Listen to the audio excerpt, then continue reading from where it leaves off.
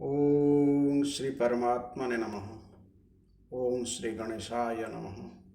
श्रीमद्भगवत भक्तव्ये नमः।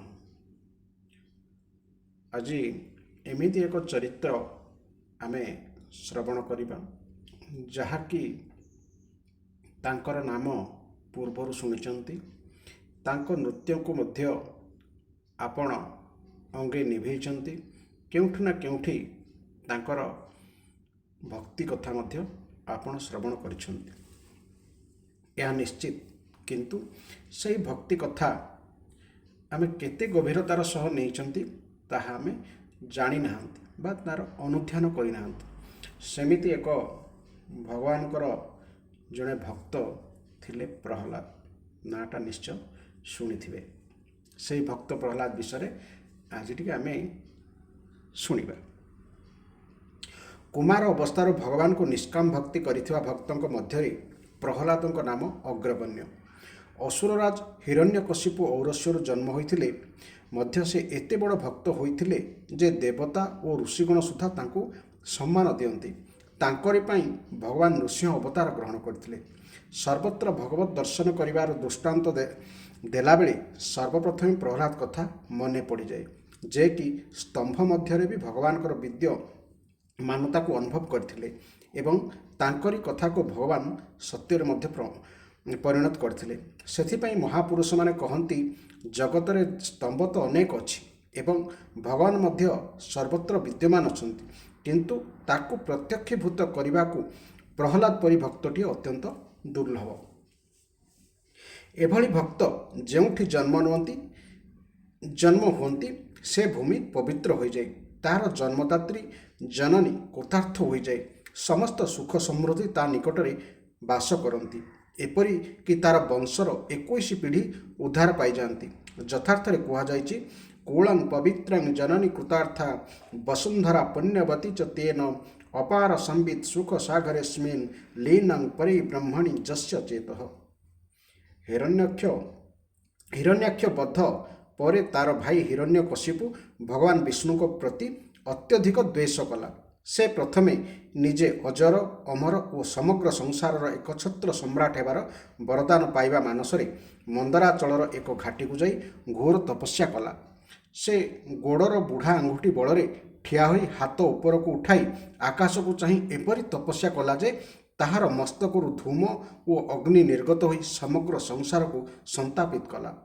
पृथ्वी टलमल है, ग्रह और तारागण अस्तव्यस्त होई निज निज स्थान खसवा लगिले। बहु काल अटल तपस्या करिया फल तार देह उइहुंकार परिणत होईगला। उई और पिंपुड़ी तार चर्म मेद मांस रक्त सबु चाटी खाईगले। केवल हाड़ मध्य तार प्राण अटकी रही। ता उपरे घास और बाउंस उत्पन्न होई अस्थि कंकाल सार देह को आच्छादित करदेला। एही सुजोग पाई इंद्र आदि देवगण दानवों संगे संगे युद्ध करी सेमानंकु परास्त करदेले। सेमाने विजय आनंद रे कहिले पिंपुड़ी माने साप को कामुड़ी कामुड़ी खाईजा परी हिरण्यकशिपुर पाप ही ताकू खाईगला। दैत्य माने देवगण सम्मुखीन होई न पारी निज प्राण घेनी घरद्वार छाड़ी पलायन कले। देवगण हिरण्यकशिपुर राजमहल रे पशि लुटपाट कले। देवराज इंद्र हिरण्यकशिपुर गर्भवती पत्नी कयाधि को बंदी करी नहीं जावा बेले बाटरे देवर्षि नारदंकर इंद्रक सह भेट होईगला। से इंद्र को अटकाई कहिले, देवराज ए बिचारी निरपराधिनी को कहीं टाणी टाणी नहीं जाउछंती। इंद्र कहिले एका हिरण्यकशिपु आमको नाकेदम करी सारिलाणी। जदि एहार गर्भरु तार पुत्र जन्म हेबो तेबे बाप पुओ दुहे मिसी आम पाई निश्चय घोर विपद सृष्टि करदेबे। तेणु संतान जन्म हेबा परे ताकू मारिदेई मु एहाकू छाड़ीदेबी। नारद कहिले एहार गर्भर जे अछंती से होचंती भगवान जड़े परम प्रेमी भक्त। से भगवान को बल परम बलशाली और महात्मा। तुमे कदापि ताकू मारी पारिबो नाही। देवर्षि नारदों कथा को देव और असुर समस्ते समान दियंती। तांको कथा मानी एवं तांको गर्भरे जड़े भगवत भक्त अछंती बोली जानी से निर्भय होईगले एवं कयाधु को प्रदक्षिणा करी स्वर्ग को फेरीगले। ତାପରେ ଦେବର୍ଷି କୟାଧୁଙ୍କୁ ନିଜ ଆଶ୍ରମକୁ ନେଇ ସାନ୍ତ୍ୱନା ଦେଇ କହିଲେ, ମାରେ, ତୁମ ସ୍ୱାମୀ ତପସ୍ୟାରୁ ନ ଫେରିବା ପର୍ଯ୍ୟନ୍ତ ତୁମେ ଏହି ଆଶ୍ରମରେ ନିଶ୍ଚିନ୍ତରେ ରୁହ। କୟାଧୁ ଗର୍ଭସ୍ଥ ଶିଶୁଟିକୁ ହିରଣ୍ୟକଶିପୁ ଫେରିବା ପରେ ଜନ୍ମ ଦେବାର କାମନା କରି ମହାତ୍ମା ନାରଦଙ୍କର ସେବା ଶୁଶ୍ରୂଷାରେ ମନୋନିବେଶ କଲେ। ଦେବର୍ଷି ନାରଦ ବଡ଼ ଦୟାଳୁ ଓ ସମର୍ଥ ପୁରୁଷ। ସେ ଗର୍ଭସ୍ଥ ସନ୍ତାନଙ୍କୁ ଦୃଷ୍ଟିରେ ରଖି କୟାଧୁଙ୍କୁ ସମୟେ ସମୟେ ଭଗବତ ଧର୍ମ ସମ୍ବନ୍ଧୀୟ ଅନେକ କଥା ଓ ବିଶୁଦ୍ଧ ଜ୍ଞାନ ଉପଦେଶ ଦିଅନ୍ତି।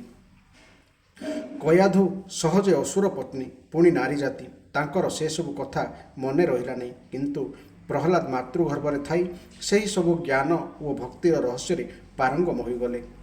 ତେଣେ ଦାନବ ହିରଣ୍ୟକଶିପୁ କଠୋର ତପସ୍ୟାରେ ସଫଳ ହୋଇଗଲା। ବ୍ରହ୍ମା ତାକୁ ବର ଦେବାକୁ ଆସି ପହଞ୍ଚିଗଲେ। ଯଦିଓ ଦୁଷ୍ଟ ଓ ଦୁରାତ୍ମାକୁ ବର ଦେବା ସାପକୁ ଦୁଧ ଦେଇ ପୋଷିବା ସଙ୍ଗେ ସମାନ, ତଥାପି ପ୍ରକୃତିର ନିୟମ ଅନୁସାରେ ପରିଶ୍ରମୀକୁ ତାର ପାରିଶ୍ରମିକ ଦେବା ବ୍ରହ୍ମାଙ୍କର କର୍ତ୍ତବ୍ୟ ଥିଲା। ଯଦି କୌଣସି ବ୍ୟକ୍ତି ଅର୍ଥ ଉପାର୍ଜନ କରିବା ଉଦ୍ଦେଶ୍ୟରେ କାହାର ସେବା କରେ, ତାହାର ପାରିଶ୍ରମିକ ତାକୁ ମିଳିବା ଉଚିତ। ଅବଶ୍ୟ ସେହି ଧନର ସେ ସଦୁପଯୋଗ କରିବ କି ଦୁରୁପଯୋଗ କରିବ, ତାହା ତାର ବିବେକ ଉପରେ ନିର୍ଭର କରେ। ସେ ଯଦି ସେଥିରେ ନିଜର ସର୍ବନାଶ କଲା ଭଳି ଜିନିଷ କିଣି ଆଣେ, ତେବେ ସେଥିପାଇଁ ସେ ଦାୟୀ। ପ୍ରଜାପତି ବ୍ରହ୍ମା ବରଦାତା। ତା ଛଡ଼ା ସେ ବର ଦେଇ କୌଣସି ପ୍ରକାରେ ସେହି ଦାନବକୁ ଘୋର ତପସ୍ୟାରୁ ନିବୃତ୍ତ କରି ତାର ତପତେଜରେ ସନ୍ତପ୍ତ ଦେବତାକୁ ଘୋର କଷ୍ଟରୁ ରକ୍ଷା କରିବାକୁ ଚାହୁଁଥିଲେ। ବ୍ରହ୍ମାଙ୍କୁ ଦେଖି ହିରଣ୍ୟକଶିପୁ ଭୂମିଷ୍ଠ ପ୍ରଣାମ କରି ବିନମ୍ର ଭାବରେ ଅନେକ ସ୍ତୁତି କଲା। ତାପରେ ସେ ଅମର ବର ବାଣ୍ଟିଲା। ବ୍ରହ୍ମା ଅମର ବର ଦେବାକୁ ନିଜର ଅସାମର୍ଥ୍ୟ ବ୍ୟକ୍ତ କରିବାରୁ ସେ କହିଲା, ତେବେ ମୋତେ ଏହି ବର ଦିଅନ୍ତୁ ଯେ ଆପଣଙ୍କ ଦ୍ୱାରା ସୃଷ୍ଟ କୌଣସି ମନୁଷ୍ୟ, ପଶୁ, ପ୍ରାଣୀ ଓ ଅପ୍ରାଣୀ, ଦେବତା, ଦୈତ୍ୟ, ନାଗ କାହାରି ଦ୍ୱାରା ମୋର ମୃତ୍ୟୁ ହେବ ନାହିଁ। ଘର ଭିତରେ ବା ବାହାରେ, ଦିନରେ ବା ରାତିରେ, କୌଣସି ପ୍ରାଣୀ ଦ୍ୱାରା କି ଅସ୍ତ୍ରଶସ୍ତ୍ର ଦ୍ୱାରା, ପୃଥିବୀରେ କି ଆକାଶରେ କେଉଁଠାରେ ବି ମୋର ମୃତ୍ୟୁ ହେବ ନାହିଁ। ମୁଁ ଅକ୍ଷୟ ଐଶ୍ୱର୍ଯ୍ୟ ଲାଭ କରି ସକଳ ପ୍ରାଣୀଙ୍କର ଏକଛତ୍ର ସମ୍ରାଟ ହୋଇଯିବି। ଏହା ଅତ୍ୟନ୍ତ ଦୁର୍ଲଭ ବର ହୋଇଥିଲେ ମଧ୍ୟ ବ୍ରହ୍ମା ତଥାସ୍ତୁ କହି ଫେରିଗଲେ। ପଦ୍ମପୁରାଣ ଉତ୍ତରାଖଣ୍ଡ 93 ଅଧ୍ୟାୟ ଅନୁସାରେ ହିରଣ୍ୟକଶିପୁ ଶିବ ପଞ୍ଚାକ୍ଷର ମନ୍ତ୍ର ଜପପୂର୍ବକ ତପସ୍ୟା କରିଥିଲା ଏବଂ ଶିବ ତାହାକୁ ବର ଦେଇଥିଲେ, କିନ୍ତୁ ଅନ୍ୟ ସମସ୍ତ ଗ୍ରନ୍ଥରେ ବ୍ରହ୍ମାଙ୍କ ବରଦାନ କଥା ଉଲ୍ଲେଖ ଅଛି। ସମ୍ଭବତଃ କଳ୍ପାନ୍ତର ଭେଦ ଦୃଷ୍ଟିରୁ ଏପରି ପାର୍ଥକ୍ୟ ଦେଖିବାକୁ ମିଳିପାରେ। ବରପ୍ରାପ୍ତିରେ ମତୁଆଲା ହୋଇ ସେ ଦେବ ଆଦି ସମସ୍ତ ପ୍ରାଣୀକୁ ନିଜର ଅଧୀନ କରିନେଲା। ବିଶ୍ୱ ବିଜୟ କରି ସ୍ୱର୍ଗ ମଧ୍ୟ ଅଧିକାର ନେଲା। ତାହାର କଠୋର ଶାସନ ଓ ଅତ୍ୟାଚାରରେ ସମସ୍ତେ ଅତିଷ୍ଠ ହୋଇ ପଡ଼ିଲେ। ଦେବତାମାନେ ଭଗବାନଙ୍କର ଶରଣ ନେଲେ। ଭଗବାନ ଆଶ୍ୱାସନା ଦେଇ କହିଲେ, ତୁମେମାନେ ଆଉ କିଛି ଦିନ ପ୍ରତୀକ୍ଷା କର, ତାର କାଳ ପାଖେଇ ଆସିଲାଣି। ଯେ ଦେବତା, ବେଦ, ଗୋଜାତି, ବ୍ରାହ୍ମଣ, ସାଧୁ, ଧର୍ମ ଓ ମୋ ପ୍ରତି ଦ୍ୱେଷ କରେ, ସେ ଯେ କେହି ହେଉନା କାହିଁକି, ତାହାର ଅତି ଶୀଘ୍ର ବିନାଶ ଘଟେ। ସେ ଦୈତ୍ୟ ତାହାର ନିର୍ବେର ଶାନ୍ତ ମହାତ୍ମା ପୁତ୍ର ପ୍ରହ୍ଲାଦ ପ୍ରତି ଯେତେବେଳେ ଦ୍ରୋହ କରିବ ଓ ତାର ଅନିଷ୍ଟ କରିବାକୁ ଚେଷ୍ଟା କରିବ, ସେତେବେଳେ ମୁଁ ତାହାକୁ ନିଶ୍ଚୟ ବଧ କରିବି। ହିରଣ୍ୟକଶିପୁର 4 ପୁଅ ଥିଲେ, ହ୍ଲାଦ, ଅନୁହ୍ଲାଦ, ସଂହ୍ଲାଦ ଓ ପ୍ରହ୍ଲାଦ। ପ୍ରହ୍ଲାଦ ସମସ୍ତଙ୍କଠାରୁ ସାନ ହୋଇଥିଲେ ମଧ୍ୟ ସଦ୍ଗୁଣରେ ସର୍ବଶ୍ରେଷ୍ଠ ଥିଲା। ପିଲାବେଳୁ ହିଁ ସେ ଖେଳକୁଦକୁ ଛାଡ଼ି ଭଗବାନ ଭକ୍ତିରେ ମଗ୍ନ ରହୁଥିଲେ। ବାଲ୍ୟ ଚପଳତା ବଦଳରେ ତାଙ୍କଠାରେ ଦୟା, କ୍ଷମା, ଉଦାରତା, ବଡ଼ ଲୋକଙ୍କ ପ୍ରତି ସମ୍ମାନ ପ୍ରଭୃତି ଦୈବୀ ଗୁଣ ସ୍ପଷ୍ଟ ଦେଖାଯାଉଥିଲା। ଥରେ ବାଳକ ପ୍ରହ୍ଲାଦ ସାଥୀ ପିଲାଙ୍କ ମେଳରେ ବୁଲୁ ବୁଲୁ ଦେଖିଲେ ଜଣେ କୁମ୍ଭାରୁଣୀ ହାତରେ ତୁଳସୀ ମାଳାଟିଏ ଧରି ଭଗବାନଙ୍କ ନାମ ଜପି ଜପି କୁମ୍ଭାର ଉହାକୁ ପରିକ୍ରମା କରୁଛି। ନିଆଁରେ ଉହା ଲାଲ ଦେଖାଯାଉଛି।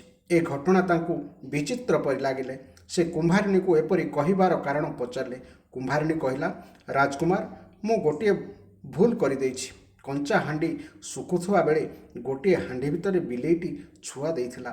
ରାତିରେ ଉହାରେ ହାଣ୍ଡି ସବୁ ରଖିବା ବେଳେ ସେହି ହାଣ୍ଡିରୁ ଛୁଆକୁ ବାହାର କରିବାକୁ ମୁଁ ଭୁଲିଗଲି। ନିଆଁ ଦିଆ ସରିଲା ପରେ ମୋର ମନେ ପଡ଼ିଲା, ଏବେ ଆଉ କୌଣସି ଉପାୟ ନାହିଁ। ସେହି ଛୁଆଙ୍କ ପ୍ରାଣ ରକ୍ଷା କେବଳ ସର୍ବସମର୍ଥ ଭଗବାନ ହିଁ କରିପାରିବେ। ସେଥିପାଇଁ ମୁଁ ଭଗବାନଙ୍କୁ ପ୍ରାର୍ଥନା କରୁଛି। ପ୍ରହ୍ଲାଦ କହିଲେ, କ'ଣ ସତରେ ଭଗବାନ ସେମାନଙ୍କୁ ବଞ୍ଚାଇ ଦେବେ? କୁମ୍ଭାରିଣୀ କହିଲା, ଭଗବାନ ସର୍ବସମର୍ଥ, ସେ ଚାହିଁଲେ ଅସମ୍ଭବକୁ ମଧ୍ୟ ସମ୍ଭବ କରିପାରିବେ। ପ୍ରହ୍ଲାଦ କହିଲେ, ତେବେ ଉହା ଖୋଲିବା ବେଳେ ମୋତେ ନିଶ୍ଚୟ ଡାକିବ। କିଛି ଦିନ ପରେ ଉହା ଖୋଲାଗଲା। ପ୍ରହ୍ଲାଦ ଦେଖିଲେ ସବୁ ହାଣ୍ଡି ଠିକ୍ ଭାବେ ପୋଡ଼ିଯାଇଛି। କେବଳ ବିଲେଇ ଛୁଆ ଥିବା ହାଣ୍ଡିଟି କଥା ରହିଯାଇଛି। ବିଲେଇ ଛୁଆଗୁଡ଼ିକ ଟିକେ ବଡ଼ ବଡ଼ ମଧ୍ୟ ହୋଇଗଲେଣି। ସେମାନଙ୍କର କିଛି ହେଲେ କ୍ଷତି ହୋଇନାହିଁ। ଏ ଘଟଣାରୁ ପ୍ରହ୍ଲାଦଙ୍କ ମନରେ ଭଗବାନ ପ୍ରତି ବିଶ୍ୱାସ ଆହୁରି ଅଧିକ ଦୃଢ଼ ହୋଇଗଲା। ପ୍ରହ୍ଲାଦ ଥିଲେ ବ୍ରାହ୍ମଣ ଭକ୍ତ, ସୌମ୍ୟ ସ୍ୱଭାବ, ସତ୍ୟ ପ୍ରତିଜ୍ଞ ଏବଂ ଜିତେନ୍ଦ୍ରିୟ। ସେ ସକଳ ପ୍ରାଣୀଙ୍କୁ ନିଜ ସମାନ ମଣୁଥିଲେ ଓ ସମସ୍ତଙ୍କ ପ୍ରତି ସମଭାବ ରଖୁଥିଲେ। ସେ ଥିଲେ ସମସ୍ତଙ୍କର ପ୍ରିୟ ଓ ପ୍ରକୃତ ହିତୈଷୀ। ସେ ବଡ଼ମାନଙ୍କ ପାଖରେ ସେବକ ପରି ନତମସ୍ତକ ରହୁଥିଲେ, ଗରିବମାନଙ୍କୁ ପିତା ପରି ସ୍ନେହ କରୁଥିଲେ, ସମସ୍କନ୍ଧମାନଙ୍କୁ ଭାଇ ପରି ସ୍ନେହ କରୁଥିଲେ ଏବଂ ଗୁରୁଜନମାନଙ୍କ ପ୍ରତି ଭଗବତ ଭାବ ରଖୁଥିଲେ। ସେ ବିଦ୍ୟା, ଧନ, ସୌନ୍ଦର୍ଯ୍ୟ ଓ କୁଳୀନତାରେ ସମ୍ପନ୍ନ ହୋଇଥିଲେ ମଧ୍ୟ ତାଙ୍କୁ ଗର୍ବ ଓ ଦାମ୍ଭିକତା ତିଳେ ମାତ୍ର ସ୍ପର୍ଶ କରିନଥିଲା। ଯେତେ ବଡ଼ ଦୁଃଖ ଆସିଲେ ବି ସେ ଧୈର୍ଯ୍ୟଚ୍ୟୁତ ହେଉନଥିଲେ। ଇହଲୋକ ପରଲୋକର ସୁଖଭୋଗ ବିଷୟରେ ବହୁତ ଶୁଣିଥିଲେ ମଧ୍ୟ ସେସବୁ ଅସାର ଓ ଅସତ୍ୟ ବୋଲି ସେ ବୁଝିପାରିଥିଲେ। ତେଣୁ ତାଙ୍କ ମନରେ କୌଣସି ବସ୍ତୁ ପ୍ରତି ଲାଳସା ନଥିଲା। ଇନ୍ଦ୍ରିୟ, ପ୍ରାଣ, ଶରୀର ଓ ମନକୁ ସେ ନିଜ ବଶରେ ରଖିଥିଲେ। ତାଙ୍କ ଚିତ୍ତରେ କେବେ ବି କୌଣସି କାମନା ଜାଗ୍ରତ ହେଉନଥିଲା। ସେ ଜନ୍ମତଃ ଅସୁର ହେଲେ ମଧ୍ୟ ତାଙ୍କଠାରେ ଲେଶ ମାତ୍ର ଆସୁରୀ ସମ୍ପତ୍ତି ନଥିଲା। ଭଗବାନଙ୍କର ଗୁଣ ଯେପରି ଅନନ୍ତ, ପ୍ରହ୍ଲାଦଙ୍କର ଗୁଣାବଳୀ ମଧ୍ୟ ସେହିପରି ଅସୀମ। ମହାତ୍ମାମାନେ ସର୍ବଦା ତାହାଙ୍କର ଗୁଣ ବର୍ଣ୍ଣନା କରନ୍ତି ଏବଂ ସେ ସବୁକୁ ନିଜ ଜୀବନରେ ଧାରଣ କରିବାକୁ ପ୍ରଚେଷ୍ଟା କରନ୍ତି। ଦେବତାମାନେ ଅସୁରମାନଙ୍କର ଶତ୍ରୁ ସତ, ତଥାପି ଯେତେବେଳେ ଭକ୍ତମାନଙ୍କର ଚରିତ୍ର ଶୁଣିବା ଲାଗି ଦେବତାମାନଙ୍କର ସଭା ହୁଏ, ସେତେବେଳେ ସେମାନେ ଅନ୍ୟ ଭକ୍ତମାନଙ୍କୁ ପ୍ରହ୍ଲାଦଙ୍କ ସହିତ ତୁଳନା କରି ତାଙ୍କୁ ସମ୍ମାନ ପ୍ରଦାନ କରନ୍ତି। ତାଙ୍କର ମହିମା ବର୍ଣ୍ଣନା କରିବାକୁ ହେଲେ ତାଙ୍କର ଅଗଣିତ ଗୁଣ ବିଷୟରେ କହିବା ଓ ଶୁଣିବାର ଆବଶ୍ୟକତା ନାହିଁ।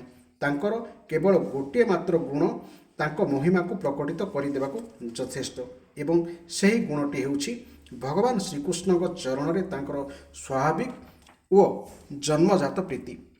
ଭଗବାନ ଶ୍ରୀକୃଷ୍ଣଙ୍କ ଅନୁଗ୍ରହୀ ରୂପୀ ଗ୍ରହ ତାଙ୍କ ହୃଦୟକୁ ଏପରି ଆକୃଷ୍ଟ କରି ନେଇଥିଲା ଯେ ସେ ଜଗତକୁ ସମ୍ପୂର୍ଣ୍ଣ ଭୁଲି ଯାଇଥିଲେ। ତାଙ୍କୁ ଜଣାପଡ଼ୁଥିଲା ସତେ ଯେପରି ଭଗବାନ ତାଙ୍କୁ କୋଳରେ ବସାଇ ଆଲିଙ୍ଗନ କରୁଛନ୍ତି।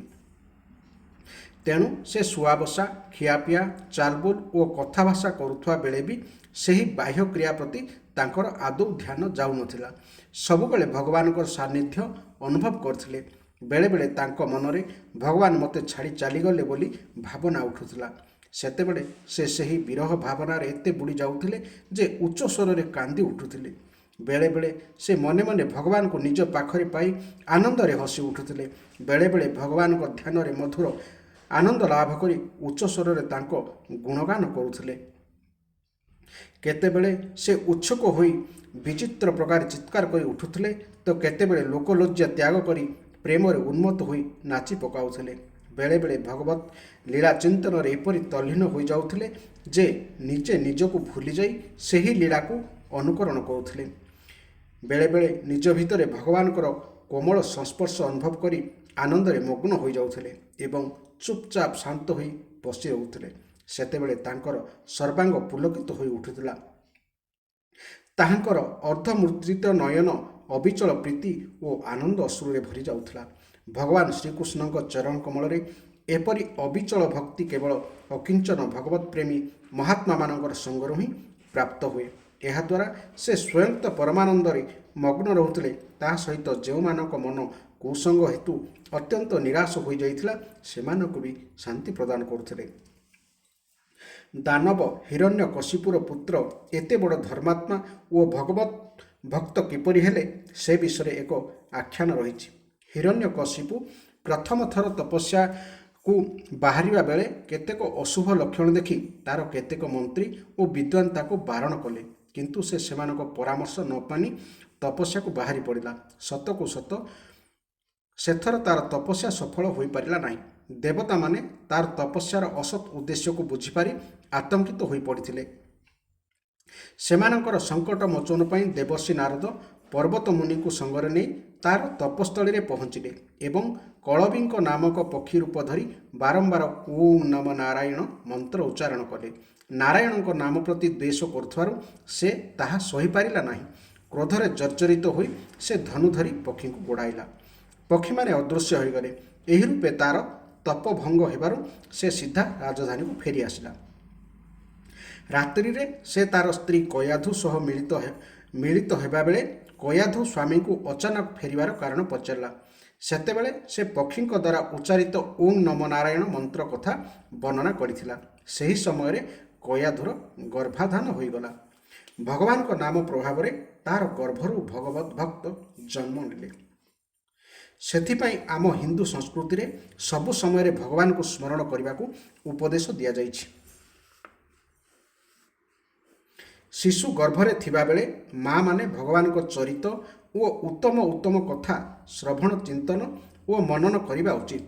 ଏହା ଫଳରେ ଶିଶୁଟି ଅତ୍ୟନ୍ତ ସୁସଂସ୍କୃତ, ନୀତିବାନ ତଥା ଭକ୍ତିମାନ ହେବ। ଆମ ପୁରାଣ ଆଦିରେ ଅଭିମନ୍ୟୁ ମାତୃ ଗର୍ଭରେ ଥାଇ ଅନେକ ଯୁଦ୍ଧ କୌଶଳ ଶିଖିଥିବା କଥା ମଧ୍ୟ ବର୍ଣ୍ଣିତ ଅଛି। ପ୍ରହ୍ଲାଦ ମାତ୍ର 5 ବର୍ଷର ହୋଇଥାନ୍ତି। ଦୈତ୍ୟ ଗୁରୁ ଶୁକ୍ରାଚାର୍ଯ୍ୟ ତପସ୍ୟା କରିବାକୁ ଚାଲି ଯାଇଥାନ୍ତି। ତେଣୁ ହିରଣ୍ୟକଶିପୁ ପ୍ରହ୍ଲାଦଙ୍କୁ ଗୁରୁପୁତ୍ର ଷଣ୍ଢ ଓ ଅମର୍କଙ୍କ ପାଖକୁ ବିଦ୍ୟା ଅଧ୍ୟୟନ ନିମନ୍ତେ ପଠାଇ ଦେଇଥିଲେ। ଥରେ ପ୍ରହ୍ଲାଦ ଘରକୁ ଆସିଲେ। ମା କୟାଧୁ ତାଙ୍କୁ ବସ୍ତ୍ର ଓ ଆଭୂଷଣରେ ସଜାଇ ତାଙ୍କ ବାପାଙ୍କ ପାଖକୁ ପଠାଇ ଦେଲେ। ପ୍ରହ୍ଲାଦ ଯାଇ ବାପାଙ୍କୁ ପ୍ରଣାମ କଲେ। ହିରଣ୍ୟକଶିପୁ ପୁଅକୁ ତଳକୁ ଉଠାଇ ଆଣି କୋଳରେ ବସାଇଲା ଏବଂ ସ୍ନେହରେ ପଚାରିଲା, ବାବୁରେ ତୁ କ'ଣ ସବୁ ଭଲ ଭଲ କଥା ପଢ଼ିଛୁ, ଶିଖିଛୁ, କିଛି ଶୁଣେଇଲୁ? ପ୍ରହ୍ଲାଦ କହିଲେ, ବାପା, ସଂସାରରେ ସମସ୍ତେ ପ୍ରାଣୀ ନାଶବାନ ଭୋଗ୍ୟ ବସ୍ତୁ ଓ ସୁଖ ପାଇଁ ସର୍ବଦା ଉଦ୍ବିଗ୍ନ ରହୁଛନ୍ତି। ସତ୍ କ'ଣ, ଅବିନାଶୀ ସୁଖ କ'ଣ ତାହା ବୁଝିବାକୁ ବି ଚାହୁଁନାହାନ୍ତି। ପାଇବାକୁ ଚେଷ୍ଟା କରିବା ତ ଦୂରର କଥା, ମୋ ବିଚାରରେ ଏ ଘୋର ସଂସାର ରୂପୀ ଅନ୍ଧକୂପରେ ପଡ଼ି ନିଜର ଅଧପତନ କରିବା ଅପେକ୍ଷା ବନକୁ ଯାଇ ଶ୍ରୀହରିଙ୍କୁ ଭଜିବା ଉଚିତ, ତାଙ୍କରି ଆଶ୍ରୟ ନେବା ସର୍ବୋତ୍ତମ। କୌଣସି ପ୍ରକାରେ ବି ଭକ୍ତଙ୍କ ସହିତ ସମାଗମ ହୋଇଗଲେ ତାହା କଲ୍ୟାଣ କରେ। ପୁତ୍ର ଭାବି ହେଉ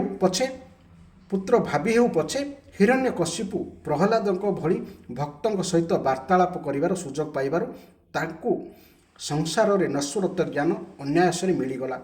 ହିରଣ୍ୟକଶିପୁ କିନ୍ତୁ ତାଙ୍କ ଉତ୍ତରକୁ ଶିଶୁସୁଲଭ କଥା ମନେକରି ହସରେ ଉଡ଼ାଇ ଦେଲା। ସେ ଭାବିଲା, କେହି ଶତ୍ରୁ ବୋଧହୁଏ କୋମଳମତି ବାଳକକୁ ଏପରି ଓଲଟା କଥା ଶିଖାଇ ଦେଇଛି।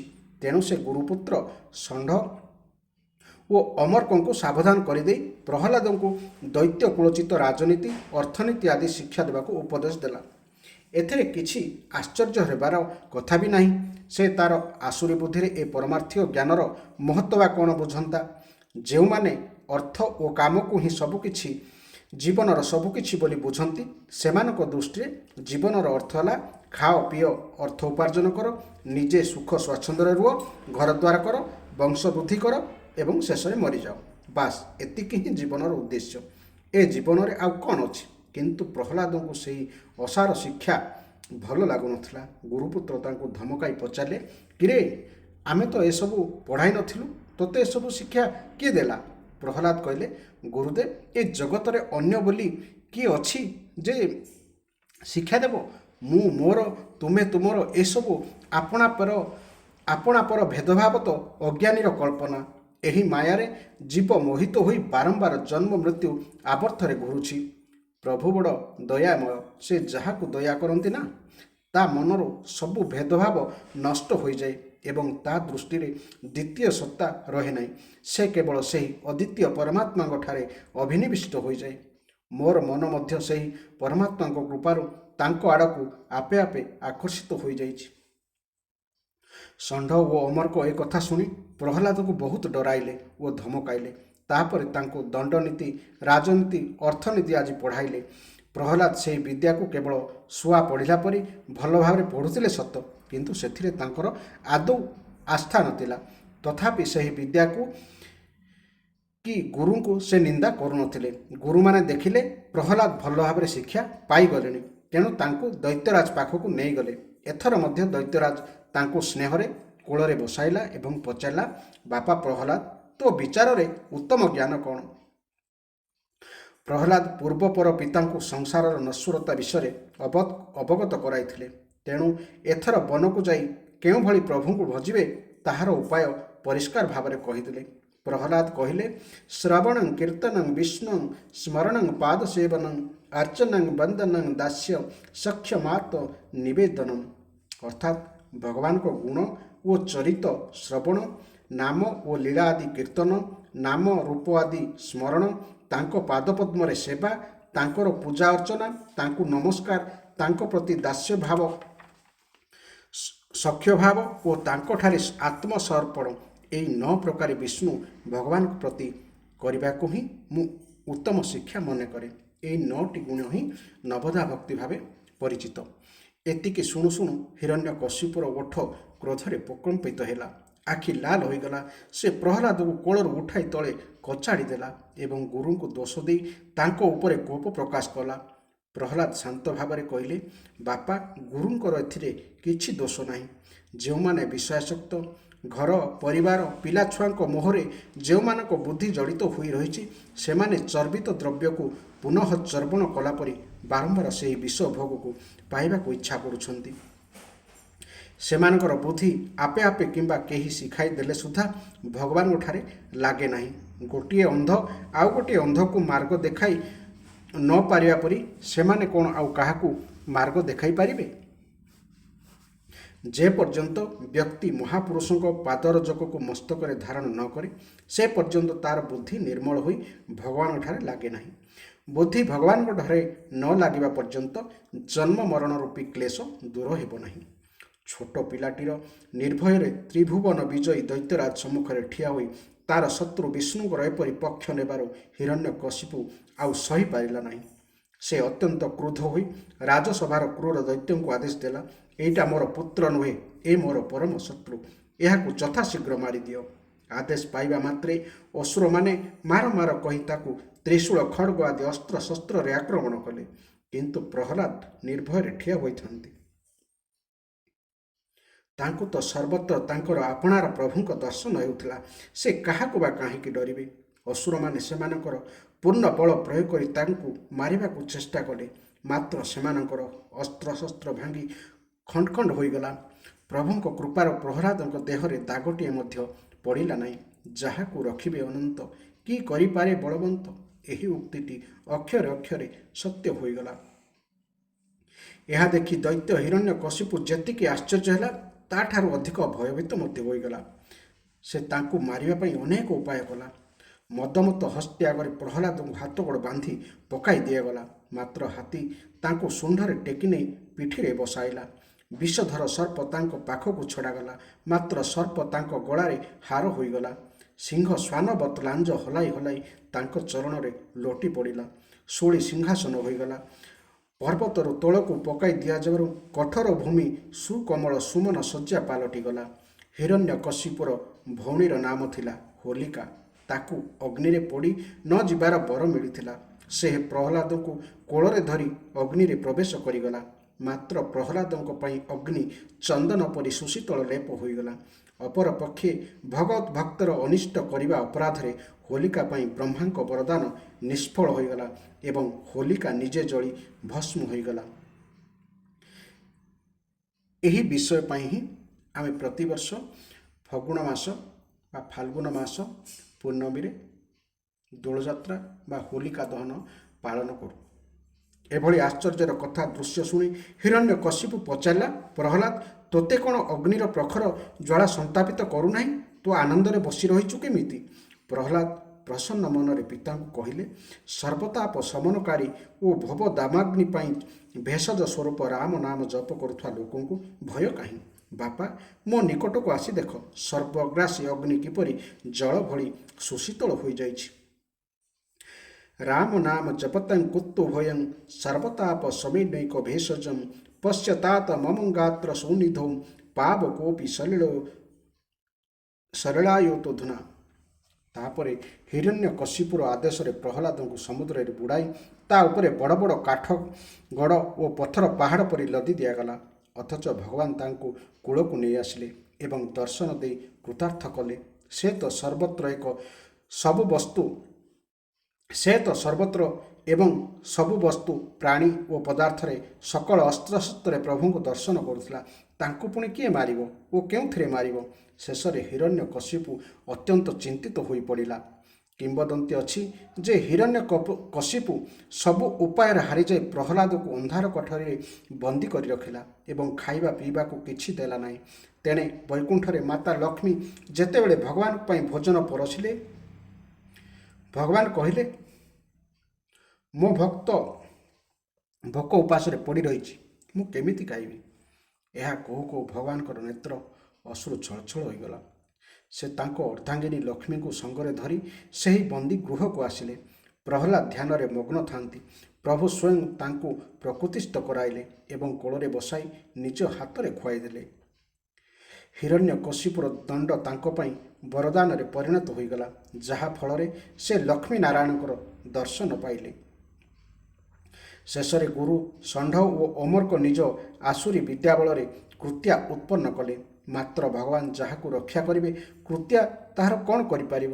କୃତ୍ୟା ପ୍ରହ୍ଲାଦଙ୍କର ଦୁର୍ଦ୍ଧର୍ଷ ବୈଷ୍ଣବ ତେଜ ଆଗରେ ପରାଭୂତ ହୋଇ ଫେରିଯାଇ ତାହାର ପ୍ରୟୋଗକାରୀ ଷଣ୍ଢ ଓ ଅମରକକୁ ହିଁ ମାରି ପକାଇଲା। ସର୍ବଭୂତ ସୁହୃଦ୍ ପ୍ରହ୍ଲାଦ ନିଜର ଗୁରୁଜନଙ୍କ ଅମଙ୍ଗଳ ଦେଖି କିପରି ବା ସହିପାରନ୍ତି? ଅନିଷ୍ଟକାରୀଙ୍କର ମଧ୍ୟ ମଙ୍ଗଳ କରିବା ଭକ୍ତର ଗୁଣ। ସେ ସେମାନଙ୍କୁ ଜୀବିତ କରିଦେବା ପାଇଁ ଭଗବାନଙ୍କୁ ପ୍ରାର୍ଥନା କରି କହିଲେ, ହେ ପ୍ରଭୁ, ଯଦି ମୁଁ ପ୍ରତ୍ୟେକ ପ୍ରାଣୀଠାରେ ତୁମକୁ ଦର୍ଶନ କରୁଥାଏ, ତେବେ ଏହି ସତ୍ୟ ପ୍ରଭାବରୁ ଏ ପୁରୋହିତମାନେ ଜୀବିତ ହୋଇଯାଆନ୍ତୁ। ପ୍ରହ୍ଲାଦଙ୍କୁ ଯେଉଁ ଗୁରୁ ନାନା ପ୍ରକାର ଦଣ୍ଡ ଦେଇଥିଲେ, ଭକ୍ତ ପ୍ରହ୍ଲାଦ ତାଙ୍କର ପ୍ରାଣ ରକ୍ଷା ପାଇଁ ଭଗବାନଙ୍କୁ ପ୍ରାର୍ଥନା କଲେ। ଆହା, କେତେ କ୍ଷମାପୂର୍ଣ୍ଣ ହୃଦୟ ତାଙ୍କର! ସେ ଭଗବାନଙ୍କୁ ପ୍ରାର୍ଥନା କରି ପୁରୋହିତଙ୍କୁ ସ୍ପର୍ଶ କରିଦେବା ମାତ୍ରେ ଦୁହେଁ ଜୀବିତ ହୋଇଗଲେ।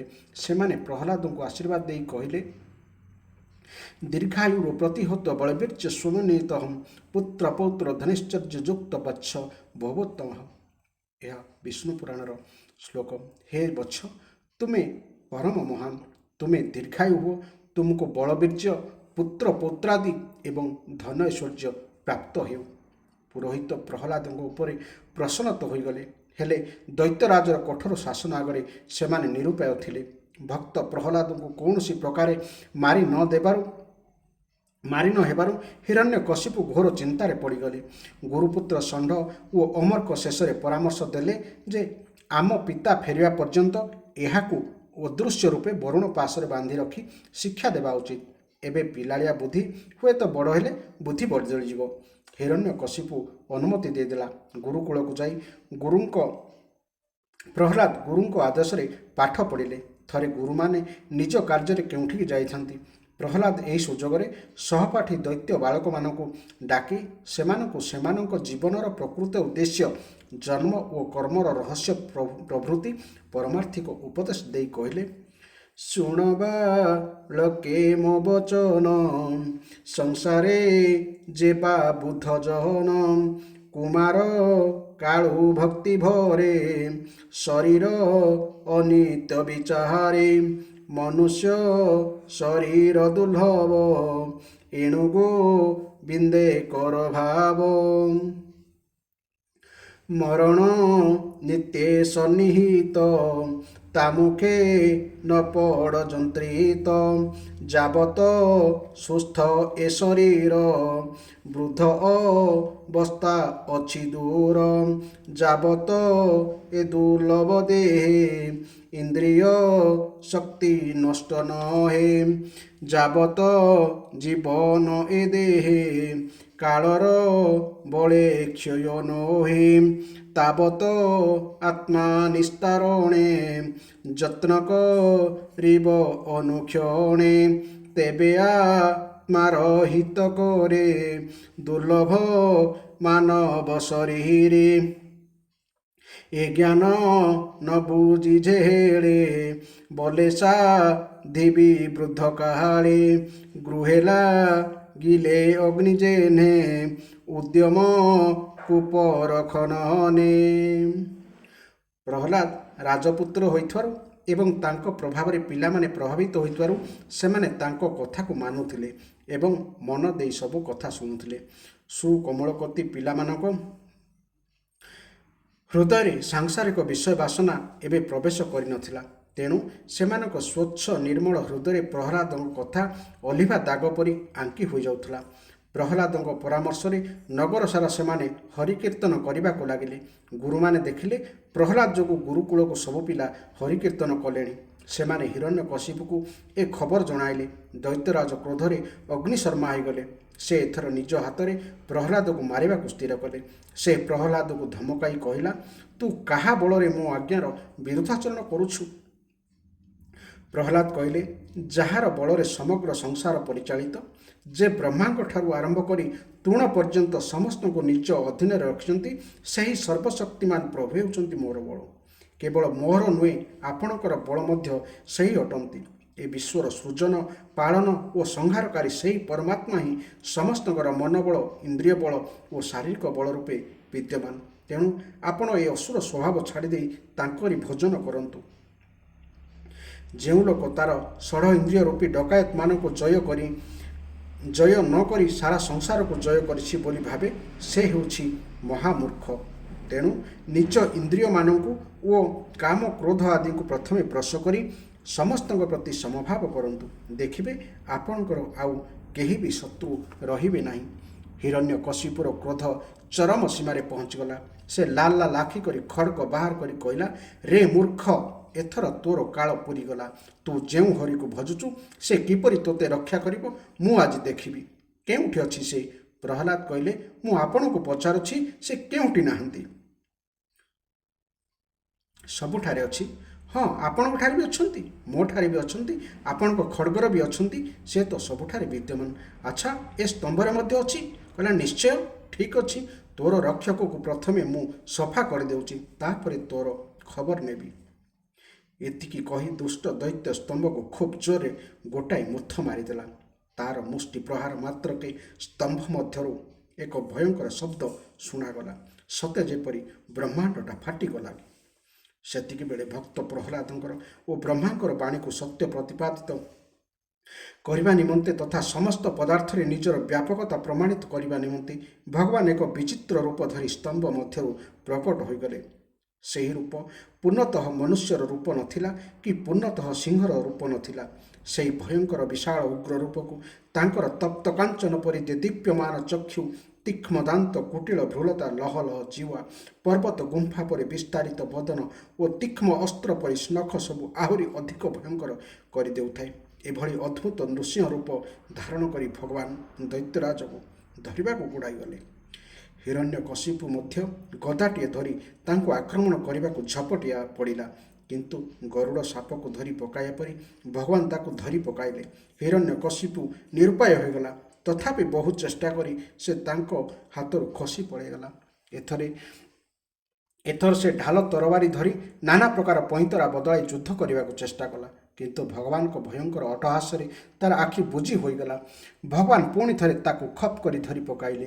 ସେ ତାକୁ ଟେକି ନେଇଯାଇ ରାଜସଭାର ଦ୍ୱାର ଦେଶରେ ନିଜ ଜଙ୍ଘ ଉପରେ ଚିତ୍ କରି ପକାଇ ତାର ବକ୍ଷସ୍ଥଳକୁ ତୀକ୍ଷ୍ମ ନଖରେ ଫାଡ଼ିଦେଲେ ଏବଂ ତାର ଅନ୍ତନାଡ଼ୀକୁ ହାର ପରି ନିଜ ବେକରେ ପକାଇ ଦୈତ୍ୟର ମୃତ୍ୟୁ ଦେହଟାକୁ ତଳକୁ ଗୋଡ଼ାଇଦେଲେ। ଦୈତ୍ୟରାଜ ହିରଣ୍ୟକଶିପୁ ନିଜ ବୁଦ୍ଧି ଅନୁସାରେ ଏକ ପ୍ରକାରେ ଅମର ବର ମାଗିଥିଲା ବୋଲି କହିଲେ ଚଳେ। କିନ୍ତୁ ସର୍ବସମର୍ଥ ଓ ଅମୋଘ ଲୀଳା ଭଗବାନଙ୍କର ଅଦ୍ଭୁତ ସାମର୍ଥ୍ୟ ଆଗରେ କ'ଣ ବା ଅସମ୍ଭବ? ସେ ତାର ସମସ୍ତ ସର୍ତ୍ତକୁ ରକ୍ଷା କରି ମଧ୍ୟ ତାକୁ ମୃତ୍ୟୁମୁଖକୁ ଠେଲିଦେଲେ। ସେତେବେଳେ ପ୍ରଭୁଙ୍କର କ୍ରୋଧପୂର୍ଣ୍ଣ ବିକଟାଳ ନୟନକୁ ଚାହିଁ ହେଉନଥାଏ। ଅସୁରର ରକ୍ତ ଛିଟା ପଡ଼ି ତାଙ୍କ ଗ୍ରୀବା ଦେଶର ରୋମରାଜି ଲାଲ ହୋଇଯାଇଥାଏ। କରକମଳ ରକ୍ତରେ ଜୁଡ଼ୁବୁଡ଼ୁ ହୋଇଥାଏ। ଗଳାରେ ଅନ୍ତନାଡ଼ୀଟା ମାଳା। ପୁଣି ସେ ବାରମ୍ବାର ଭୟଙ୍କର ଗର୍ଜନ କରୁଥାନ୍ତି। ସେ ଶୋଭା ପାଉଥାନ୍ତି ହାତୀକୁ ମାରି ତାର ଅନ୍ତା ପୁଟାକୁ ବେକରେ ପକାଇ ନିର୍ଭୟରେ ବୁଲୁଥିବା ମୃଗରାଜ ସିଂହ ପରି। ସେତିକିବେଳେ ହଜାର ହଜାର ଦୈତ୍ୟ ଦାନବ ତାଙ୍କୁ ଆକ୍ରମଣ କରିବାକୁ ଧାଇଁ ଆସିଲେ। ପ୍ରଭୁ ନୃସିଂହ ସମସ୍ତଙ୍କୁ ଧରାଶାୟୀ କରିଦେଲେ। ଯେତେବେଳେ ଭଗବାନ ତାଙ୍କର ଗ୍ରୀବା ଦେଶରେ କେଶରକୁ ମଝିରେ ମଝିରେ ଛାଡ଼ି ଦେଇ ଚତୁର୍ଦିଗକୁ ଚାହୁଁଥାନ୍ତି, ସେତେବେଳେ ବାଦଲ ସବୁ ଛିନ୍ନ ଭିନ୍ନ ହୋଇଯାଉଥାନ୍ତି। ତାଙ୍କର ସିଂହନାଦରେ ଭୟଭୀତ ହୋଇ ଦିଗ୍ଗଜମାନେ ରଡ଼ି ଛାଡ଼ୁଥାନ୍ତି। ତାଙ୍କର ସେହି ଅତ୍ୟନ୍ତ ଉଗ୍ର ରୂପକୁ ଚାହିଁ ହେଉନଥାଏ। ସେ ଯାଇ ହିରଣ୍ୟକଶିପୁର ସିଂହାସନ ଉପରେ ବସି ପଡ଼ିଲେ। ସତେ ଯେପରି ପରମ ପବିତ୍ର ପ୍ରଭୁ ନିଜେ ତାହାକୁ ଉପଯୋଗ କରି ଭକ୍ତ ପ୍ରହ୍ଲାଦଙ୍କ ପାଇଁ ପବିତ୍ର କରିଦେଲେ।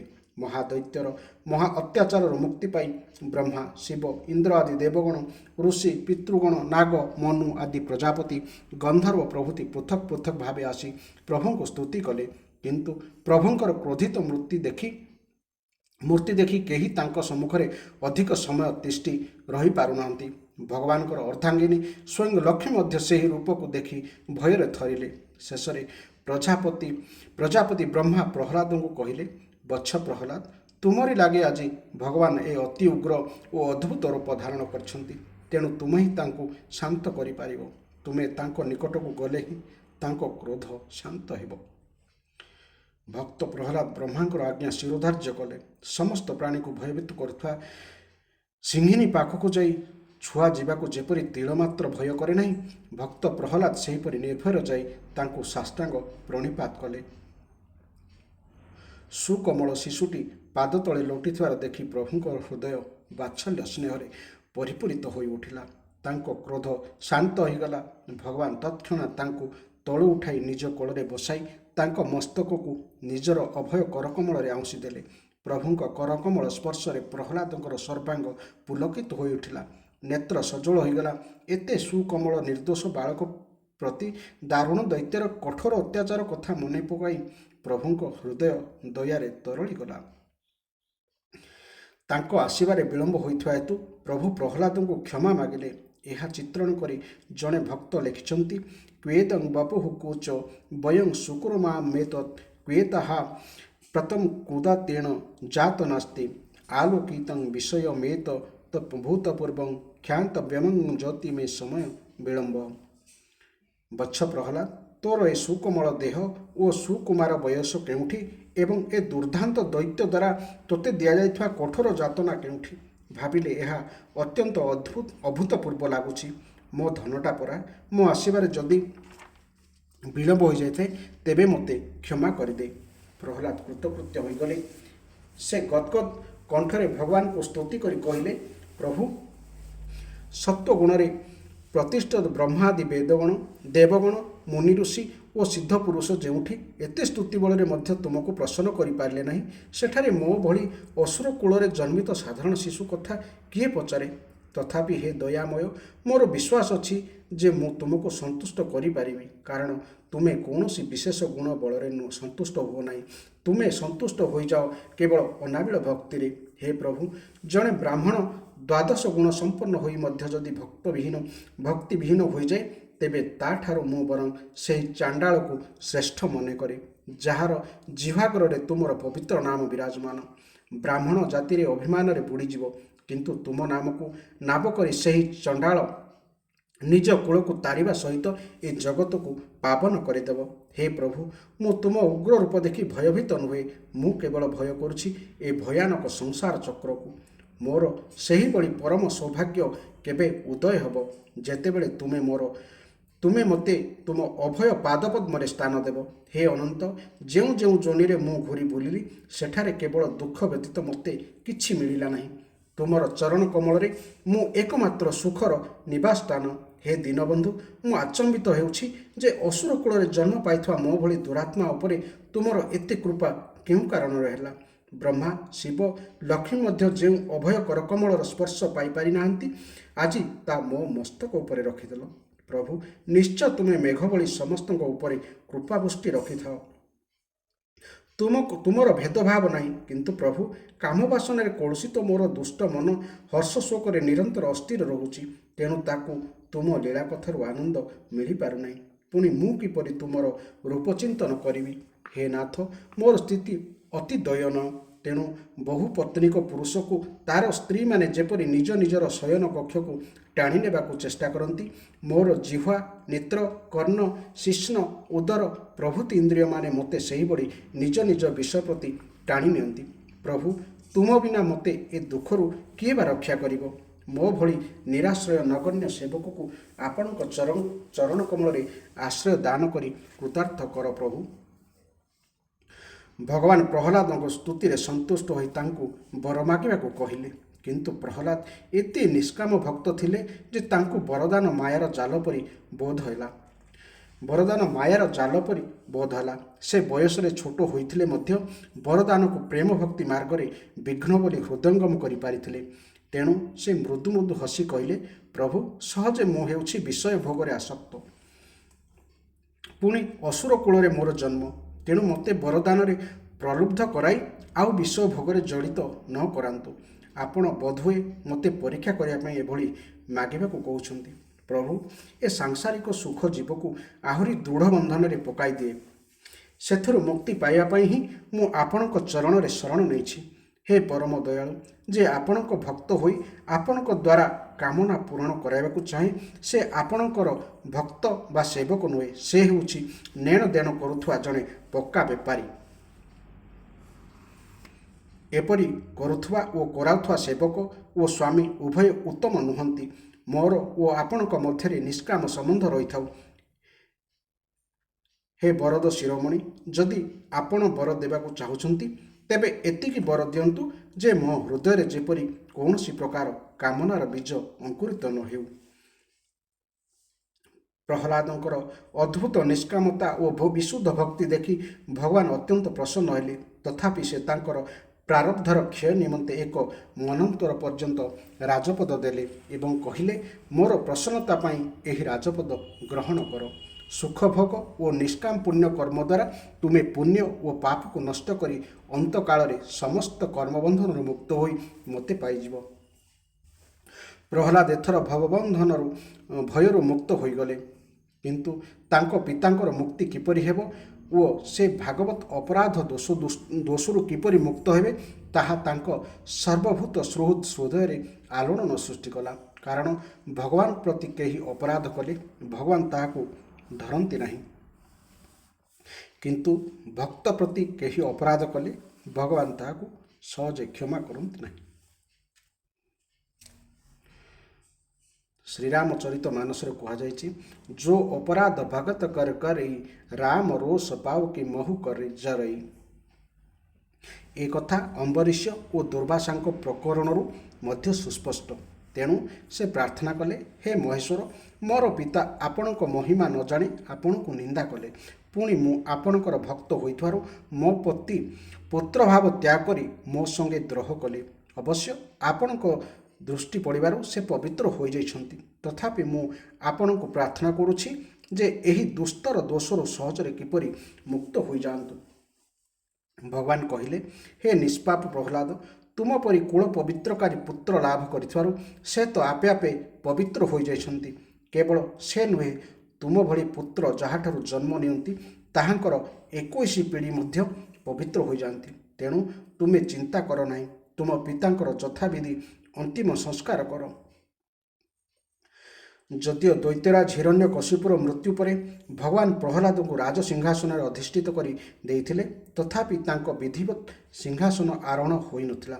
ତେଣୁ ତାଙ୍କର ସମାବର୍ତ୍ତନ ସଂସ୍କାର ପରେ ତାଙ୍କ ରାଜସଭାର ବୃଦ୍ଧ ମନ୍ତ୍ରୀ ବଜ୍ରଦନ୍ତ୍ରଙ୍କର ଭକ୍ତିମୁକ୍ତି କନ୍ୟା ସୁବର୍ଣ୍ଣା ସହିତ ତାଙ୍କର ବିବାହ ହେଲା ଏବଂ ତାପରେ ପ୍ରହ୍ଲାଦ ରାଜପଦରେ ମହାସମାରୋହରେ ଅଧିଷ୍ଠିତ ହେଲେ। ଭକ୍ତ ପ୍ରହ୍ଲାଦଙ୍କ ଶାସନ କାଳରେ ରାଜ୍ୟରେ ସୁଖ ସମୃଦ୍ଧି, ନ୍ୟାୟ, ଧର୍ମ ଆଚରଣ ଆଦି ସତ୍ୟଯୁଗ ପରି ଚରମ ଉତ୍କର୍ଷରେ ପହଞ୍ଚିଗଲା। ସାଧୁ ସନ୍ଥ, ଦେବତା, ବ୍ରାହ୍ମଣ ସମସ୍ତଙ୍କ ପ୍ରତି ତାଙ୍କର ସମ୍ମାନ ଥିଲା। ସେ ନିଜ ମଧ୍ୟରେ ଭଗବାନଙ୍କର ପ୍ରେରଣା ଅନୁଭବ କରି ସମସ୍ତ ରାଜକାର୍ଯ୍ୟ କରୁଥିଲେ ଏବଂ ତାହାକୁ ଭଗବାନଙ୍କର ସେବା ମନେ କରୁଥିଲେ।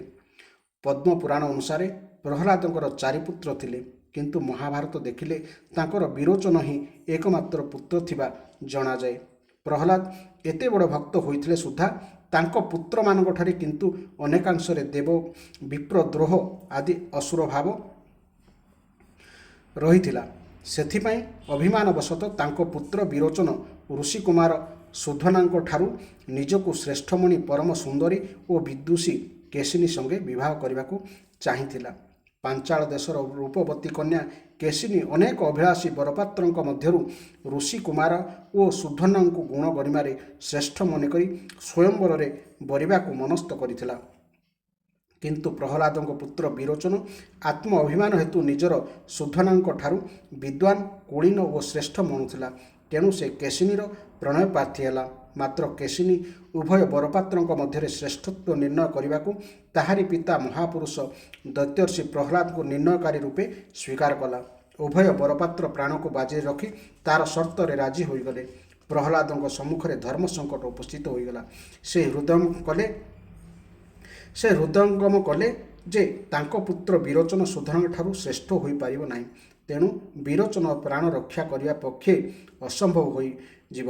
ତଥାପି ସେ ପୁତ୍ର ମୋହରେ ନ ପଡ଼ି ସତ୍ୟରେ ଦୃଢ଼ ପ୍ରତିଷ୍ଠ ରହି ନିଷ୍ପକ୍ଷ ନିର୍ଣ୍ଣୟ ନେଲେ। ସେ ବିରୋଚନଙ୍କୁ ନ୍ୟାୟ ଶୁଣାଇ କହିଲେ, ରାଜକୁମାର, ତୁମେ ଏ ମିଥ୍ୟା ଅଭିମାନକୁ ଛାଡ଼ି ମୋ କଥା ଶୁଣ। ମୋର ନ୍ୟାୟ ଅନୁସାରେ କୁଳ, ବିଦ୍ୟା ଓ ଗୁଣ ଗରିମା ଦୃଷ୍ଟିରୁ ଋଷିକୁମାର ସୁଧନଙ୍କ ପୂଜ୍ୟପାଦ ପିତା ମହର୍ଷି ଅଙ୍ଗିରା ମୋ ଠାରୁ ଶ୍ରେଷ୍ଠ। ତୁମ ମାତାଙ୍କ ଠାରୁ ସ୍ୱଧନାଙ୍କ ମାତା ଶ୍ରେଷ୍ଠ। ପୁନଶ୍ଚ ତୁମଠାରୁ ସୁଧନ୍ୱା ଶ୍ରେଷ୍ଠ। ଏହିସବୁ ଦୃଷ୍ଟିରୁ ତୁମେ ହାରିଗଲ ଏବଂ ସୁଧନ୍ୱା ଜିତିଗଲେ। ତୁମ ପ୍ରାଣ ଏବେ ସୁଧନାଙ୍କ ହାତରେ। ଏତିକି କହୁ କହୁ ପ୍ରହ୍ଲାଦଙ୍କ ନେତ୍ରରୁ ପୁତ୍ର ସ୍ନେହ ଜନିତ ଅଶ୍ରୁ ଝରି ଆସିଲା। ସୁଧନ୍ୱା ପ୍ରହ୍ଲାଦଙ୍କର ନିଷ୍ପକ୍ଷ ନ୍ୟାୟ ଶୁଣି ଓ ତାଙ୍କଠାରେ ପୁତ୍ର ସ୍ନେହ ତୁଳନାରେ ସତ୍ୟର ଆଦର ଅଧିକ ଦେଖି ପ୍ରହ୍ଲାଦକୁ ବହୁତ ପ୍ରଶଂସା କଲେ। ଶେଷରେ ପ୍ରହ୍ଲାଦ ସୁଧନାଙ୍କୁ ବିରୋଚନର ପ୍ରାଣ ଭିକ୍ଷା ମାଗିଲେ। ସୁଧନା ଖୁସି ମନରେ ବିରୋଚନାଙ୍କୁ ପ୍ରାଣଦାନ ଦେଲେ। ପ୍ରହ୍ଲାଦଙ୍କର ସତ୍ୟ ନିଷ୍ଠାର କୀର୍ତ୍ତି ସର୍ବତ୍ର ବିସ୍ତାରିତ ହେଲା ଏବଂ ପୁତ୍ରର ପ୍ରାଣରକ୍ଷା ମଧ୍ୟ ହୋଇଗଲା।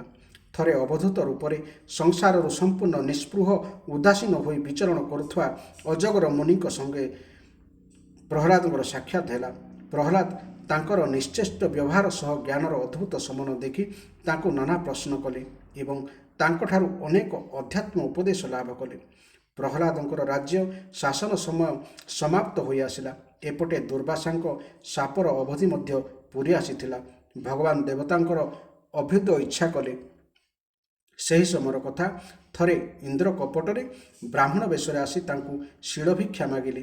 ପ୍ରାଣୀର ସ୍ୱଭାବରେ ଶୀଳ ବା ସୁଶୀଳତା ହିଁ ସମସ୍ତ ଗୁଣ ଓ ଐଶ୍ୱର୍ଯ୍ୟର ମୂଳ। ଯାହାର ଶୀଳ ଚାଲିଯାଏ ତାଠାରୁ କ୍ରମେ କ୍ରମେ ଧର୍ମ, ସତ୍ୟ, ବୃତ୍ତ, ବଳ ଓ ଶ୍ରୀ ମଧ୍ୟ ଚାଲିଯାଏ।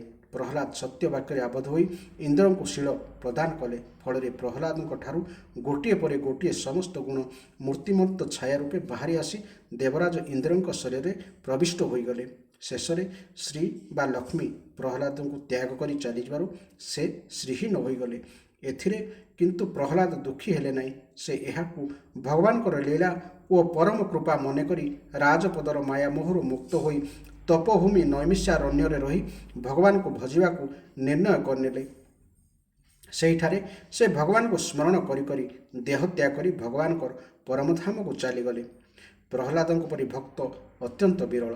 ତାଙ୍କ ଭକ୍ତିରେ ଭଗବାନ ଏତେ ପ୍ରଭାବିତ ହୋଇଯାଇଥିଲେ ଯେ ତାଙ୍କର କୂଳରେ ଉତ୍ପନ୍ନ ଅସୁରଙ୍କୁ ଭଗବାନ ମାରିବେ ନାହିଁ ବୋଲି ପ୍ରହ୍ଲାଦଙ୍କୁ ଆଶ୍ୱାସନା ଦେଇଥିଲେ। ସେଥିପାଇଁ ତାଙ୍କ କୂଳରେ ବଳି, ବାଣାସୁର ପ୍ରଭୃତିଙ୍କୁ ଭଗବାନ ମାରିନଥିଲେ ଏବଂ ସେମାନେ ମଧ୍ୟ ଈଶ୍ୱର ଭକ୍ତିରେ ଓତପ୍ରୋତ ହୋଇ ନିଜ ନିଜ ଜୀବନକୁ ଧନ୍ୟ କରିଥିଲେ।